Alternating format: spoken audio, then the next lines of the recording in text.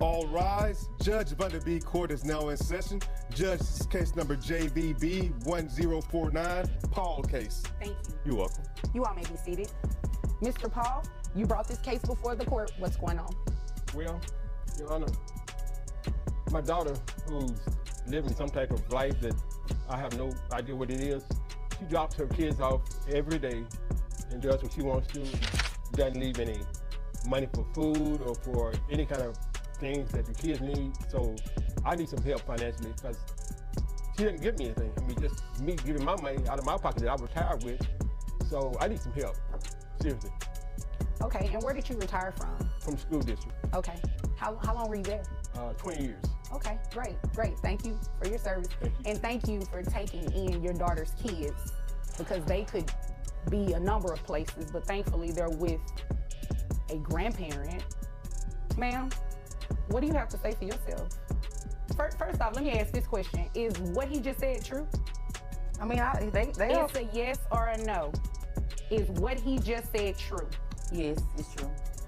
Where real families face real consequences, today's case hits especially hard. A retired grandfather, already stretched thin, finds himself raising his grandchildren, while their mother is nowhere to be found. But when the judge takes a closer look, a much more complex and emotional story begins to unfold. In this charged courtroom showdown, a father reaches his breaking point, a mother shares her side of the story, and a judge works relentlessly to uncover the truth. Just when it seems like the story can't get more shocking, the court pulls up her income records. What's revealed changes everything. The true turning point? The child support ruling. And her reaction says it all. So, here's the big question. Is this a young mother struggling under pressure? Or is it a case of shirking responsibility? Let's break it all down. There's nothing wrong with me. It's just stuff I be needing to do, and I need somebody to watch the kids, so I take them over there. Every day? Yes, every day. I don't see the issue. Excuse me. You all will not address each other. You will address me, okay? And I definitely understand Dad's frustration. And I'm going to ask you too. Every day you have something to do that requires you to be away from your kids. How many kids are we talking? Two. You have 2 kids with him? What do you have to do, ma'am, that's so important every day that you cannot have your own kids? I gotta make money, so. Doing what? What do you do for a living? Whatever I need to do, honestly. Ma'am, what does that even mean? I do, a little dabble here, a little dabble there, just different stuff. You know what? You obviously came here to waste my time, and I am not about to play with you. What was the last legitimate job that you had? I was a waitress. Okay, where? At a club. Is that what you call it, waitressing? Yes, it was waitressing. What else was I doing? You don't want me. Let's stop right here. Because she just did something major. She confirmed everything her father said was true. No denial, no defense, just a quiet, almost resigned admission. And in that moment, the entire courtroom shifted. But here's the real question. Is it ever okay to leave your children in someone else's care every single day without offering a shred of support, treating it like it's just business as usual? If you were the judge, how would you interpret that level of emotional distance? I want you to tell me. She was strolling the streets like a prostitute. I mean, it's like, because you never see her until you drop the kids off and then I don't see her for 2 or 3 days. That's what he heard. He don't know if it's true. Yeah. Who told him that? The streets?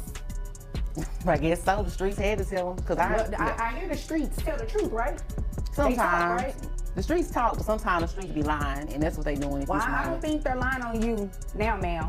Every day your kids are with your dad? No, ma'am. When you were working at that club, how much money were you bringing home monthly? Between $7,000 to $8,000 a month. All right. Okay. And that's all tips? Yes.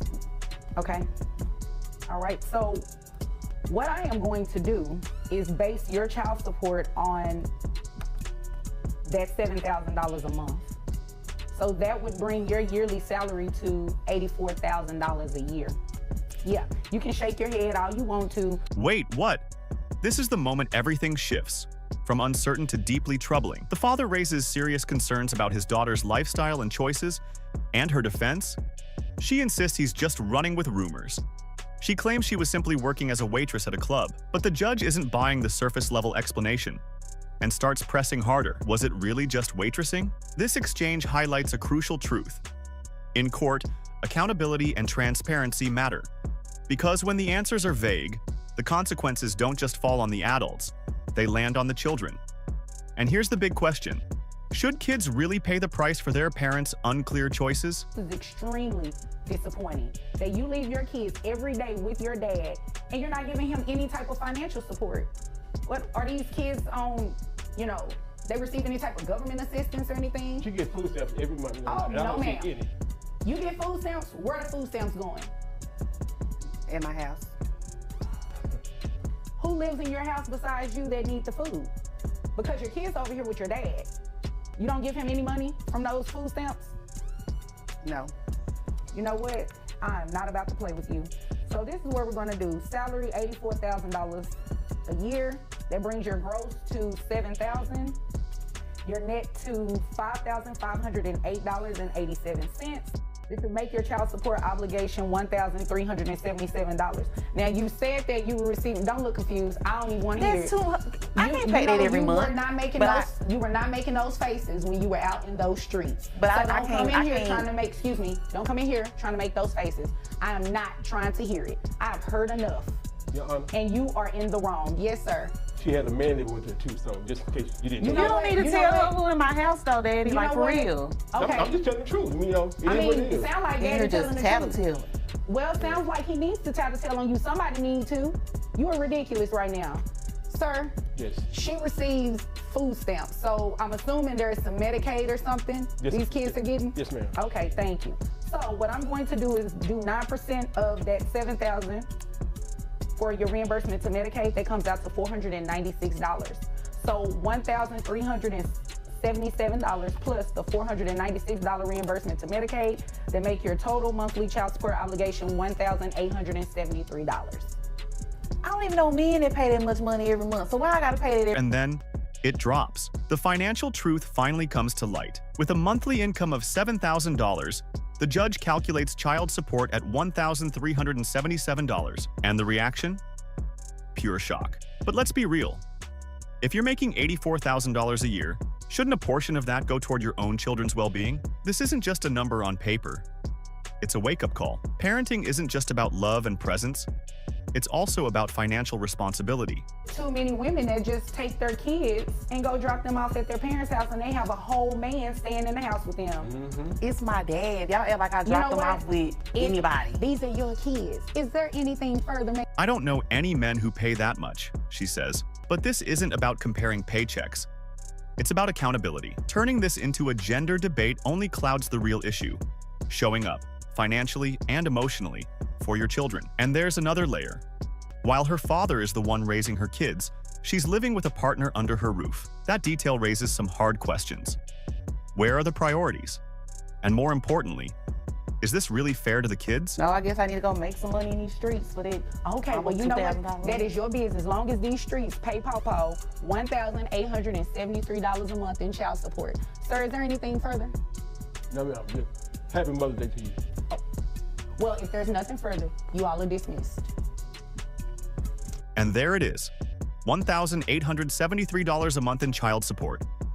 A clear, decisive ruling from the judge. And a grandfather who stepped up when few would. But this case was never just about the money. It was about sacrifice, responsibility, and doing what's right when it matters most. The court delivered its verdict. But what do you think? Was justice truly served? Or could this story have ended differently? If this case made you pause, hit that like button. Share your thoughts in the comments and subscribe to Truth Court for more real-life courtroom drama that goes beyond the surface.